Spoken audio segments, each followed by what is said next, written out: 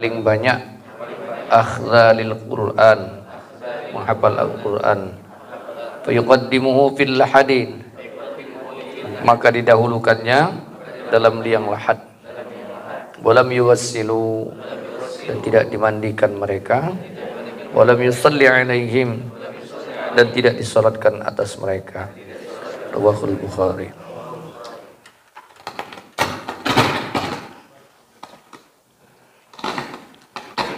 Baik, secara fikih kita bagi dulu bahas.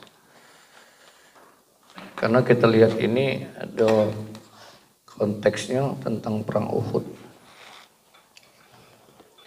Wa anhu, ini karena hadis ini hadis berikutnya, maka dari wa anhu ini berarti dari Jabir. Hadis sebelumnya kan Jabir kan. Wa anhu dari Jabir qala, berkata, kana Nabi sallallahu alaihi wasallam, adalah Nabi sallallahu alaihi wasallam, yajma'u bainal rajulaini, menyatukan dua orang laki-laki, bin qatla Uhudin fi thawbi wahidin, jadi dua orang laki-laki yang terbunuh dalam perang Uhud dalam satu kain.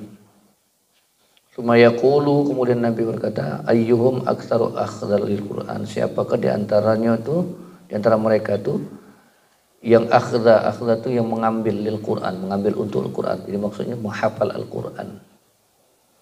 Fa yuqaddimuhu fil lahadin, kemudian Nabi mendahulukan dia tadi yang banyak hafal Quran dalam lahad, dalam biang lahad. Walam yuwassilu, walam yuwassalu, bukan yuwassilu, salah. Walam yuwassalu, dia di atas.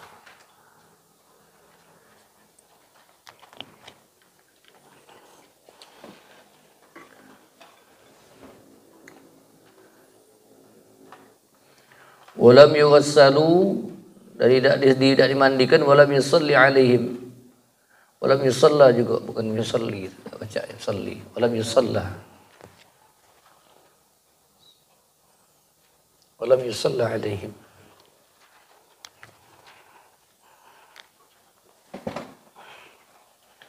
Walam yusalla alaihim berarti juga mereka tidak disalatkan. Rawahul Bukhari. Nah, perang Uhud ini adalah salah satu perang terbesar setelah perang Badar. Jadi setengahnya perang Uhud ini perang balas dendam dari perang Badar, kekalahan perang Badar kaum Quraisy, kafir Quraisy, pimpinan Abu Sufyan yang menerima kekalahan pada saat perang Badar. Nah, pada tahun ketiga Hijriah itu terjadi perang kembali di wilayah sekitar Bukit Uhud, Gunung Uhud. Gunung Uhud itu sekitar 6 km dari Masjid Nabawi, tidak perlu jauh. Dari sini ke Cinde, tidak, ke Palimo kali, tidak perlu jauh. Makanya galak uang ziarah itu ke Bukit Uhud. Nah, pada saat perang Uhud ini, pasukan kafir Quraisy dipimpin oleh Khalid bin Walid, waktu belum masuk Islam. Dan terkenal Khalid bin Walid ini adalah salah satu panglima perang yang strategi perangnya sangat jitu. Bersama 3.000 pasukan, banyak itu. Di antara 200 pasukannya adalah pasukan berkuda, lengkap. Jadi setengahnya balas dendam kalau bahasa kita. Sementara di pihak Rasul, pihak orang-orang mukmin cuman 700. Asalnya 1.000, jadi tinggal 700, berarti 300 tidak jadi melok perang. Ada seorang munafik Madinah yang bernama Abdullah Ubay. Beliau ini yang menghasut orang-orang mukmin yang ketika akan perang berangkat mengikuti perang Uhud ini, akhirnya mereka mengundurkan diri dengan berbagai macam alasan. Itu pernah dibahas dalam Al-Quran. Ya. Nah, dengan pasukan yang seadanya Nabi SAW buat strategi. Strategi ini Nabi menempatkan di Bukit Uhud. Ya, Bukit Uhud itu sebenarnya tinggi, tapi karena longsor, kalau wong ziarah sekarang tidak kelihatan tinggi lagi. Ya, bahkan kita bisa nyingok ketinggian itu. Jadi 50 pemanah di sekitar atas itu. Nah, strategi ini berhasil. Akhirnya dipukul mundurlah pasukan kafir Quraisy yang terdiri dari 3.000 pasukan itu. Nabi lah mesen dengan sahabat. Kata Rasul, jangan turun apapun terjadi. Menang sekalipun tetap dalam posisi kecuali ada komando. Nah, ternyata mundurnya ini entah mungkin strategi dari pasukan kafir Quraisy dari pimpinan Khalid bin Walid. Akhirnya banyaklah sahabat itu yang mengumpulkan harta rampasan perang itu tadi setelah perang. Dan pasukan pemanah ini ada yang tergiur. Mereka turun rami-rami. Termasuk sahabat-sahabat yang lain yang ditempatkan Nabi Sallallahu Alaihi Wasallam sebagai tim pemanah di atas. Ada sikok yang bernama Abdullah bin Jubair dan 6 orang, dia tidak galak turun. Tapi sahabat yang turun. Akhirnya apa? Ini dimanfaatkan Khalid bin Walid untuk mengambil kesempatan memutar haluan pasukan kembali. Karena pasukan pemanah di atas Bukit Nadi sudah habis, maka mereka naik ke sana, mereka terus memukul mundur pasukan. Bahkan Nabi Sallallahu Alaihi Wasallam terancam pada saat itu. Nabi Sallallahu Alaihi Wasallam sempat dilukai oleh orang-orang kafir pada saat itu. Bahkan mereka menyangka Nabi Muhammad itu telah meninggal. Dan termasuklah di antara para sahabat yang gugur pada saat itu, yang paling disayang Nabi, pasukan perangnya termasuk panglima perangnya Hamzah bin Abdul Muttalib, mamang Rasulullah. Bersama 70 orang yang meninggal pada saat itu, para syahid. Maka Sayyidina Hamzah itu disebut sebagai Sayyidus Syuhud, penghulu daripada orang-orang yang mati syahid. Bahkan dalam kisah yang populer kita dengar, saking hebatnya serangan pada saat itu, matinya, meninggalnya Sayyidina Hamzah bin Abdul Muttalib ini, Hindun, salah satu tokoh orang kafir Quraisy, istri dari Abu Sufyan, itu balas dendam, dibelahnya dada Sayyidina Hamzah, hatinya dimakan karena dia merasa benci dengan Sayyidina Hamzah karena dia sudah membunuh bapaknya pada saat dalam peperangan Badar kemarin. Nah, itu kejadian yang sangat menyedihkan sampai Nabi terisak menangis memeluk jasadnya pamannya Sayyidina Hamzah. Luar biasa sayangnya Rasulullah SAW. Nah, kejadian ini pelajaran pertama bahwa ini salah satu syahid di antara syahid-syahid para syuhada yang meninggal dalam tempat yang tinggi derajat di sisi Allah. Bahkan dikisahkan bahwa Nabi SAW diriwayatkan itu banyak pasukan orang mukmin ketika Nabi sudah akan terancam, mereka pasang badan. Ada yang sampai kena luka, panah, kena tombak badan. Tapi mereka tetap tegar melindungi Rasulullah yang pada saat itu terpuruk. Mereka tidak rela tangan-tangan kotor orang-orang kafir itu melukai tubuh yang suci Nabi SAW. Maka ini salah satu yang dijadikan referensi bahwa pengorbanan yang utama itu adalah pengorbanan untuk Allah dan Rasulnya. Sementara sekarang pengorbanan yang terjadi bukan untuk Allah dan Rasulnya. Orang berani berkorban tahan mati untuk orang yang dia bela. Entah urusannya apa, urusan dunia, bahkan politik, bahkan supporter bola. Saling bunuh, mempertahankan apa istilahnya itu, dedikasi dia secara duniawi. Nah, itu tidak ada nilai di hadapan Allah. Nah, bagaimana dengan hubungan hadis ini? Jadi kaget satu saat kamu besok lusa diberikan Allah jalan untuk umrah atau haji, biasanya kaget di situ, kaget kita ziarah. Termasuklah waktu itu kan di atas bukit. Nah, karena tergerus longsor, maka makam Sayyidina Hamzah itu kan longsor juga. Bahkan kelihatan disampaikan di situ dalam sebuah referensi bahwa jasadnya Sayyidina Hamzah yang sudah 23 tahun meninggal, itu masih seger, bahkan masih ada darah yang mengucur, seolah-olah baru mati. Itu hebatnya dimuliakan Allah Subhanahu wa taala. Ya, karena tidak diubah dia. Ya, tidak dimandikan, tidak disolatkan lagi. Dibungkus biala kadar nyobai sebagai penghormatan pada mereka. Nah, bahkan makanya dipindahkan bersama dengan 68 syahid, termasuk ini yang disatukan satu lahat, liang lahat adalah bersama Abdullah Jasi, yaitu sepupu Rasulullah, keponakan beliau. Jadi disatukan dalam satu liang lahat Sayyidina Hamzah dengan Abdullah Jasi. Bagaimana dengan hubungan dengan hadis ini?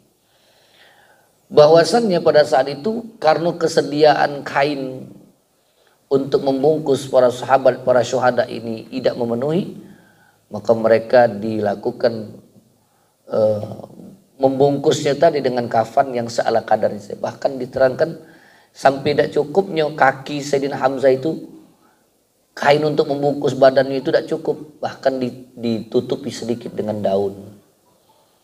Begitulah artinya perjuangan yang dihargai, nilai tinggi di hadapan Allah Subhanahu wa taala. Nah, secara fikihnya dari hadis ini tadi bahwa boleh memasukkan beberapa orang yang meninggal itu dalam satu liang lahat. Itu dalilnya. Bisa, ya. Mak mano dengan nimpo. Nah, ini sifat kita dengan nimpo kalau meninggal kan. Oke. Nah, kalau jengok dari dalil ini boleh, bisa.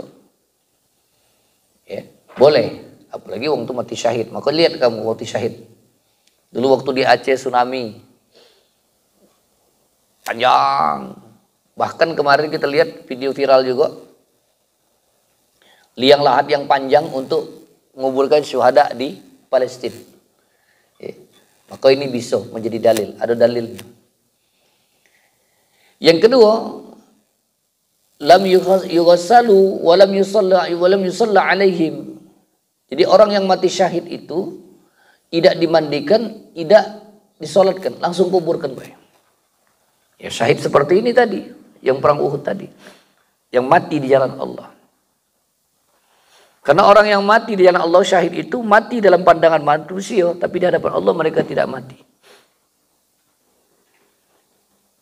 Wala taqulu liman yuqtalu fi sabilillahi amwat bal ahya walakin la tash'urun. Baru ayat berikut wala nabluwannakum bisyai'in sampai habis.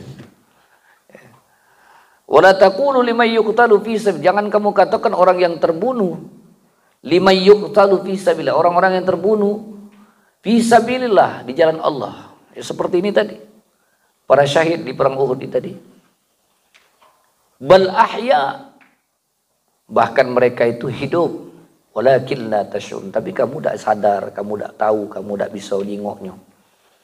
Maka inilah kemuliaan yang diberikan kepada para syuhada, orang-orang yang mati syahid. Maka kalau di Palestina itu wajar kita jengok orang-orang itu ketika dia menangis saat keluarganya, pamannya, ayahnya, saudaranya meninggal, menangis beriring dengan kalimat mereka sudah syahid. Ya. Saudaraku menjadi syahid, bapakku mati dalam keadaan syahid, anakku menjadi syahid, sambil memeluk anaknya yang meninggal. Atau istriku syahid, suamiku syahid. Beriring menetes air mata, tapi mereka tetap yakin mereka ditinggalkan oleh orang tercinta, mati dalam keadaan mulia, meninggal dalam saat keadaan yang sangat indah, menjadi syuhada dalam pandangan Allah Subhanahu wa ta'ala. Maka kalau model itu tadi, balik ke fikihnya, ya, tidak usah disolat lagi, tidak usah dimandikan lagi. Kalau memang benar-benar mereka itu termasuk syuhada. Nah, boleh dalam satu liang lahat.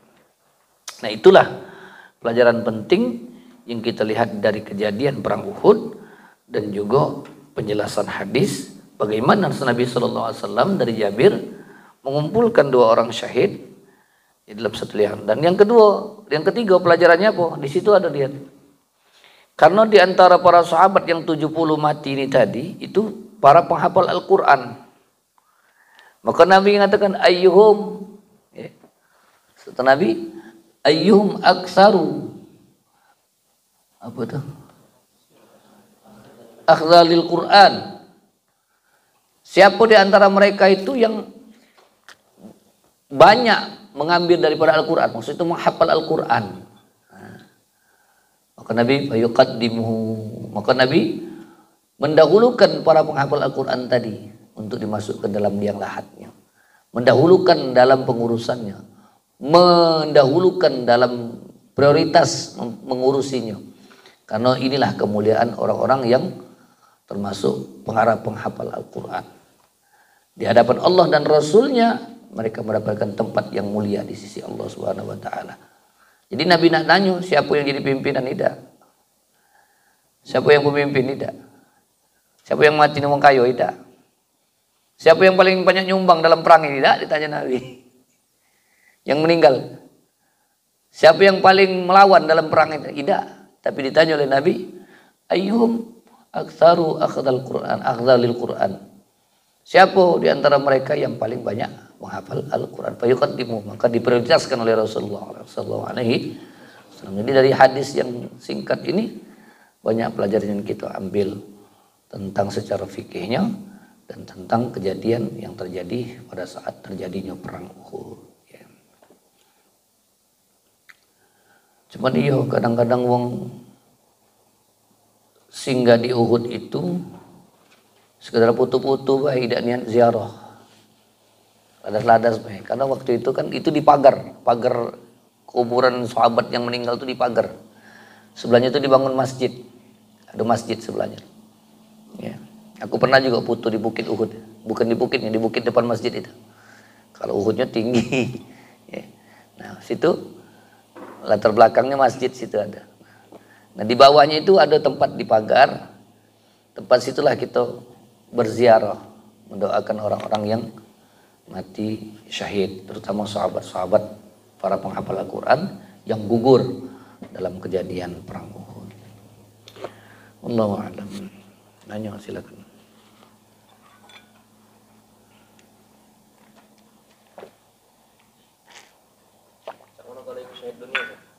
Wah, syahid dunia itu wanita yang meninggal dalam keadaan melahirkan, ditimpa oleh benda keras, ya, tidak ditimpa oleh benda keras, ditimpa pensil, digotrok, mati kan, iya, micit jerawat, mati lagi nyebrang, tumbul tronton misalnya kan. Kecuali yang buat konten yang ngadap itu tuh nah, yang ngadapi tronton truk itu nah, itu bukan mati syahid, mati sakit, mati sangit itu namanya ya. Ada kan? Dilawan, didorongnya pula, nah mati udah itu. Tubuh, nih bukan Spiderman bukan, Superman iyo ada. Itu kebodohan, nak ngetop tapi buyan. Nah, kalimat syahid dunia tetap sebagaimana biasa normalnya orang yang meninggal. Wong tenggelam, syahid dunia. Ibu-ibu lagi melahirkan, syahid dunia. Orang yang tertimpa benda lagi jalan-jalan nih di bawah kebun duren. Timpo duren digo-iko palanya namanya. Bocor kan badannya lah itu. Mati.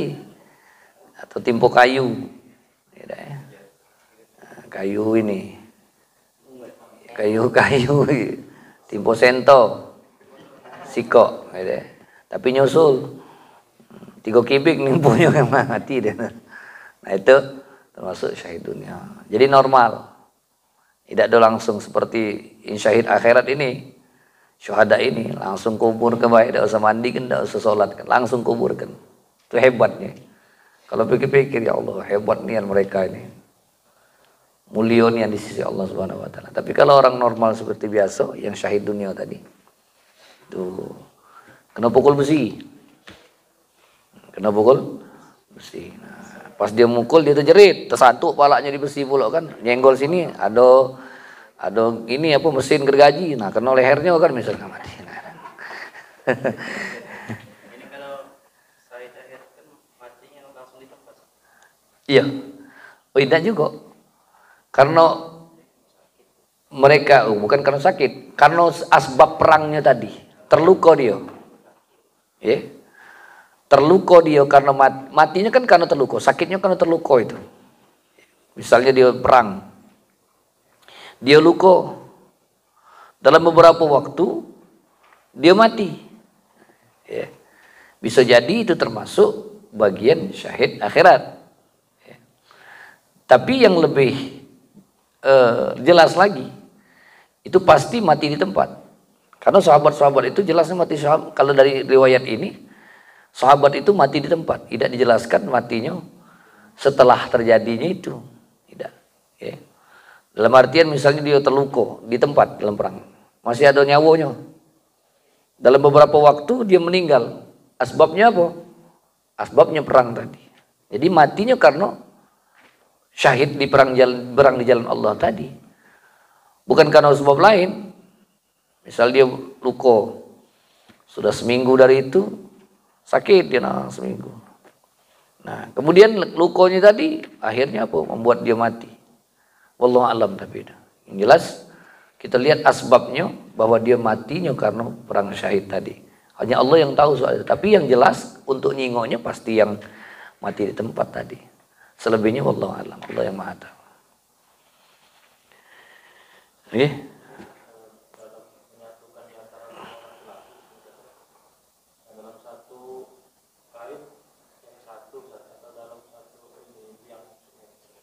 Iya. Nabi nyatukan tadi dalam satu kain. Karena kainnya tidak cukup. Kemudian dimasukkan dalam satu liang lahat juga. Ada kan? Hadisnya tadi. Wa yuqaddimuhu fil lahadin. Mendahulukan. Nabi mendahulukan. Bukan menyatukan dalam liang lahat. Mendahulukan dalam liang lahat tadi. Orang yang mati dalam keadaan dia sebagai syahid yang lebih banyak menghafal Al-Quran. Nah, ini menjadi konteks. Satu, dia dalam satu kain.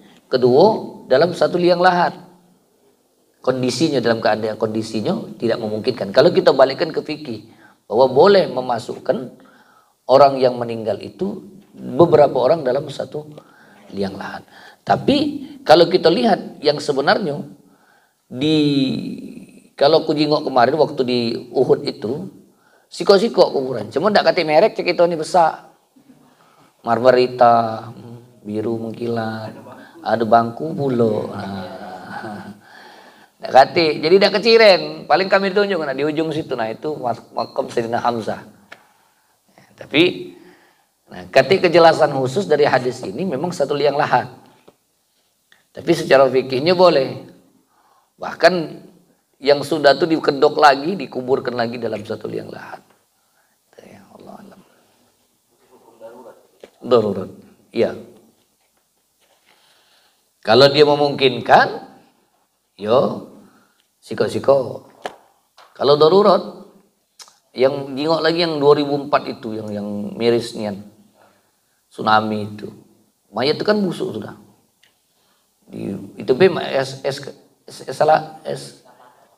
eskalator apa? Yang katanya apa?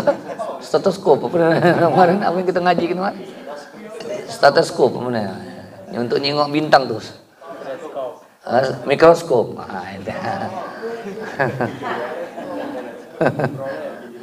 Stetoskop ya. Itu pakai itu jadi satu liang lahat. Ya. Allah alam. Ada lagi? Oke jelas ya. Jadi tidak lagi kita bingung lagi ngapung dikubur dalam satu liang lahat. Ngapung. Nah, itu jadi sudah ada dalilnya. Nanti lagi. Allah alam. Bismillahirrahmanirrahim. Alhamdulillahirabbil Allahumma shalli wa sallim wa barik wa karrim wa azim wa ala alihi wa sahbihi ajmain. Allahumma aghnina bil ilmi wa zidna bil hilmi wa akrim takunya minna bil afiyati ya arhamar rahimin. Allahumma fil lana dhunubana wa liwalidina warham